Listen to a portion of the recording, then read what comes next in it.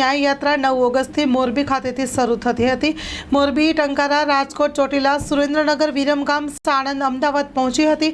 સાબર ચોકડી, સરખેજ ખાતે અમદાવાદ શહેર સમિતિ દ્વારા ગુજરાત ન્યાય પદયાત્રાનું ઉષ્માભેર સ્વાગત કરવામાં આવ્યું હતું।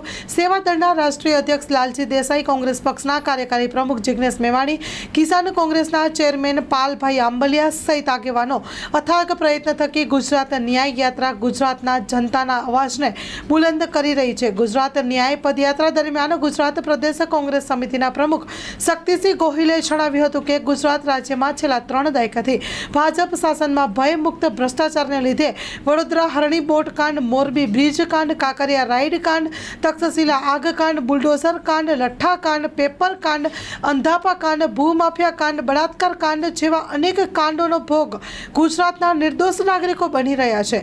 તદુપરાંત રાજ્યમાં નકલી અધિકારીઓ તથા નકલી સરકારી કચેરીઓનો રાફડો ફાટ્યો છે।